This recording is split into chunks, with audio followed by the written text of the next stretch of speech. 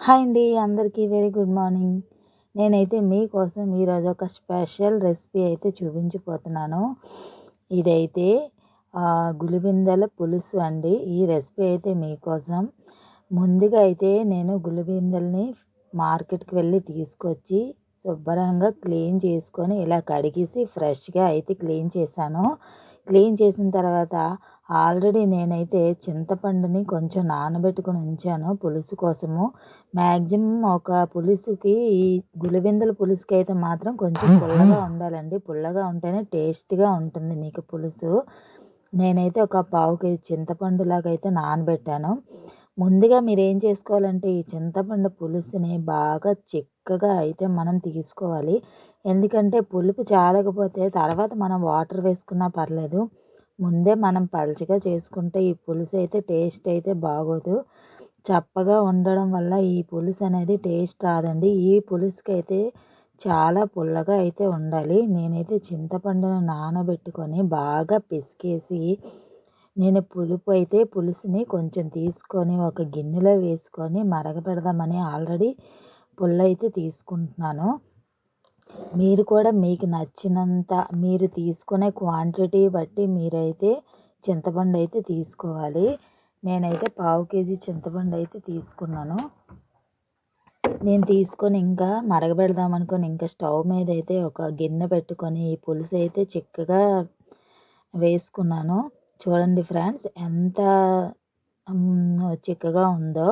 నేను ఆల్రెడీ కొంచెం చిక్కగానే తీసుకున్నాను. ఇంకా చాలకపోతే ఇందులో మరి కొంచెం వాటర్ అయితే మీరైతే మిక్స్ చేసుకోండి. దీనిని స్టవ్ మీద పెట్టుకొని ఈ పులుసులో మనమైతే ముందుగా కొంచెం అయితే పసుపు ఆల్రెడీ నేను స్టవ్ ముట్టించడం చెప్పడం మీకు మర్చిపోయాను.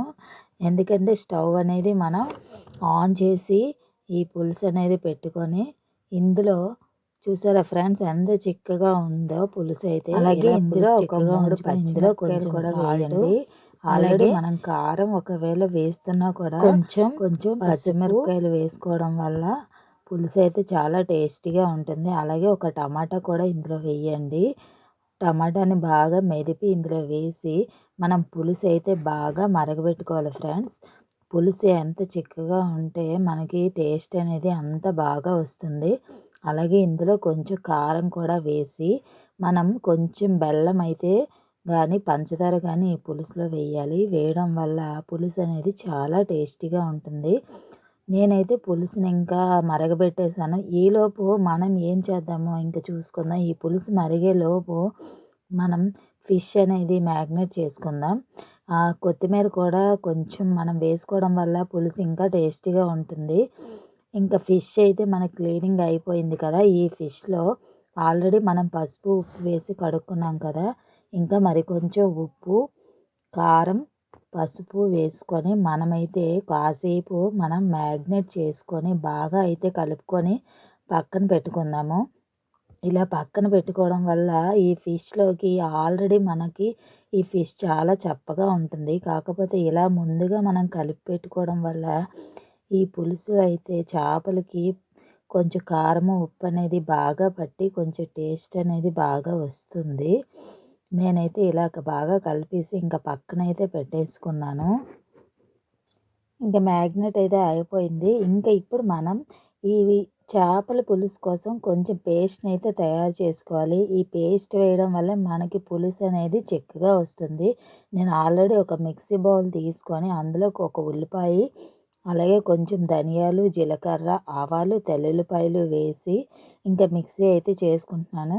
చూడండి మిక్సీ అయితే ఇలా చేసుకొని మనం మెత్తగా అయితే గ్రైండ్ చేసుకోవాలి. బాగా మెత్తగా గ్రైండ్ చేసుకోవాలి ఈ పేస్ట్ అయితే. బరకగా ఉంటే టేస్ట్ రాదు. ఆవాలనేవి బాగా నలగాలి. కాబట్టి టేస్ట్ అనేది బాగా వస్తుంది. ఎందుకంటే మనం వండే వంట మన ఇంట్లో వాళ్ళకి ఎంత కష్టపడి చేసినా కూడా నచ్చకపోతే ఇంకా వేస్ట్ అండి. ఎందుకంటే వాళ్ళ కోసమే మనం కుకింగ్ చేస్తున్నాం. వాళ్ళకి నచ్చకపోతే మనం ఇంకా వండి వేస్ట్. అందువల్ల కొంచెం జాగ్రత్తగా అనేది వండుకుంటే మంచిది అనేది నా ఉద్దేశం. ఎందుకంటే నేను ఎంత బాగా ట్రై చేసినా ఇంకేదో వంక చెప్తూనే ఉంటారు. కాబట్టి కొంచెం జాగ్రత్తగా వండుదామని నేనైతే ఫిక్స్ అయిపోయాను. అందుకని ఇంకా పేస్ట్ అయితే బాగా మెత్తగా అయితే గ్రైండ్ అయితే చేసేసాను. ఇంక ఈలోపు పులుసైతే మనకి మరగడం స్టార్ట్ అయినట్టుంది. ఆల్రెడీ కట్ చేసేయాలి. ఇంకా పులుసైతే అయిపోవచ్చింది. చూడండి పేస్ట్ అయితే ఎంత మెత్తగా అయితే గ్రైండ్ చేశానో. చాలా మెత్తగా ఉండాలండి. ఆవాలనేవి మనకి కలిసిపోవాలి పేస్ట్‌లోని. అంత మెత్తగా గ్రైండ్ చేస్తేనే ఈ పులుసనేది టేస్ట్ అనేది చాలా బావుంటుంది. ఇంకా మనం పులుసనేది ప్రిపేరింగ్ స్టార్ట్ చేద్దామండి. ఇంకా ఆహ్, ఒక పాన్ పెట్టుకొని ఆ పాన్‌లో కొంచెం ఆవాలు, అలాగే కొంచెం జీలకర్ర, అలాగే 2 ఎండుమిర్చి, కొంచెం కరివేపాకు వేసుకొని బాగా ఫ్రై చేయాలండి. ఎప్పుడు తాలింపనేది మాడకుండా చూసుకోవాలి. తాలింపు మాడిపోతే ఇంక టేస్ట్ అనేది బాగా రాదు. కాబట్టి తాలింపనేది మనం మాడకుండా చూసుకోవాలి. ఇంకా మనం హై ఫ్లేమ్‌లో పెట్టుకొని ఎప్పుడూ కుకింగ్ చేయకూడదండి. చిన్న లో ఫ్లేమ్‌లోనే పెట్టి కుకింగ్ చేయడం వల్ల మనకి వంటలనేవి చాలా టేస్టీగా వస్తాయి. ఇంక నేను ఆల్రెడీ మీకు మిక్సీ చేసుకున్నది పేస్ట్ అయితే చూపించాను కదా! అన్నీ ఆవాలు, జీలకర్ర, తెల్లుల్లిపాయలు, అలాగే మనం వేసుకోవాలంటే 2 పచ్చిమిర్చి కూడా వేసుకోవచ్చండి. ఎందుకంటే ఆల్రెడీ కారం మనం వేసుకున్నాం. ఒకవేళ ఇందులో కూడా కారం కావాలంటే మనం పచ్చిమిర్చి, ఉల్లిపాయ అన్నీ వేసుకొని థిక్ పేస్ట్ చేసుకొని, ఆ పేస్ట్‌ని ఇలా వేసి బాగా అయితే ఫ్రై చేయాలండి. పేస్ట్ కూడా మాడిపోకూడదు. అంత నీట్‌గా ఫ్రై చేయాలి. ఆయిల్ అనేది మనకి పైకి తేలినంత వరకు మనం పేస్ట్ అనేది బాగా ఫ్రై అయితే చెయ్యాలి. ఆల్మోస్ట్ అయితే ఫ్రై అయిపోయింది. ఆల్రెడీ మనం ఫిష్ అనేది మ్యాగ్నేట్ చేసుకొని ఉంచుకున్నాం కదా! ఈ ఫిష్ అయితే ఒక్కొక్కటి మనం చాలా జాగ్రత్తగా వేయాలండి. ఎందుకంటే ఈ గులిబిందులనేవి చాలా నెమ్మదిగా మూవ్ చేయాలి వేస్తూ. లేదంటే మొత్తం విరిగిపోతాయి. మనకు పులుసులో విరిగిపోతాయి. చాలా జాగ్రత్తగా మనము గరిటెతో కాకుండా ఇలా మెదుపుతూ చాలా జాగ్రత్తగా కలపాలండి ఫిష్‌ని. ఎందుకంటే ఇది చాలా వేగంగా అయిపోతుంది ఈ పులుసు. కాబట్టి మనం చాలా జాగ్రత్తగా అయితే ఫిష్ అనేది మెదుపుతూ ఇలాగా ఎక్కువ సేపు అనేది మనం అందులో ఫ్రై చేయకూడదు. ఫ్రై చేసామా ఇంకా మనకి ఫిష్ అనేది మొత్తం విరిగిపోతుంది. కాబట్టి చాలా జాగ్రత్తగా స్మూత్‌గా చేయాలండి. ఇవి ఎంత టేస్టీగా ఉంటాయో అంత జాగ్రత్తగా అయితే మనం ఈ ఫిష్ అనేది కుక్ చేయాలి. ఇంకా ఫ్రై అయితే ఆల్మోస్ట్ అయిపోయిందండి. ఇంక నేను ఇందులో అయితే ఈ ఆల్రెడీ మనము చింతపండు పులుసు మరగబెట్టుకున్నాం కదా! దాన్నైతే ఇందులో వేస్తున్నాను చూడండి. ఫిష్‌లో వేయడం వల్ల ఫిష్ మంచి కలర్ అయితే వస్తుంది. ఇంకా మనం ఆల్రెడీ పచ్చి కారం అన్నీ వేసుకున్నాం కదా! కారం కూడా ఇందులో బాగా పడుతుంది. మనం చూసుకొని కారం అయితే వేసుకోవాలి.